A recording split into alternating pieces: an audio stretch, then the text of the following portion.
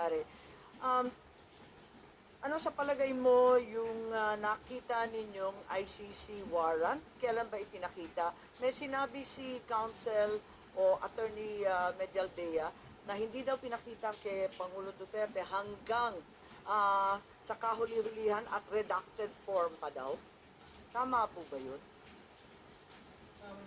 Yes, Honorable Senator Marcos, ang nangyari kasi, merong ICC warrant.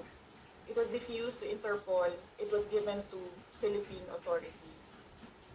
Hindi siya nagkaroon ng red notice. Kaya yung ibang bansa, hindi nila alam.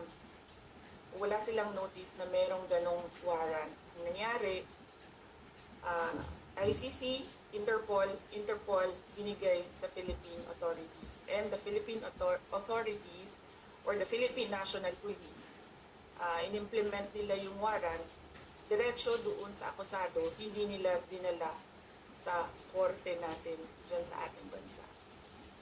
Tama po. At yan ang pinag-uusapan namin kanina ni Executive Director Alcantara ng Transnational Crime na ang pinadala lamang ay isang diffusion. Ito ang kauna-unahang pagkakataon na ang warrant of arrest was honored by a member state. Samantalang diffusion pa lang to, wala pang compliance review, wala pang ibinibigay sa secretariat ng Interpol, walang task force yung Interpol at walang kaalam-alam yung commissioner ng Interpol. Ang sabi nga ng Interpol, si Presidente Duterte ay hindi wanted ng Interpol. Wanted daw siya ng ICC.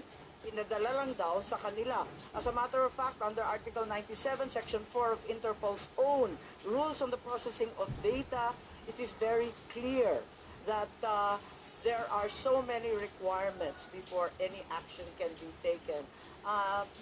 Kung pwede, ipakita natin ang itsura ng isang diffusion versus isang red notice. Ibang-iba po yun. Ni walang red notice at yung diffusion, parang sabi nga ni VP, parang tinimbre lang sa mga kasama sa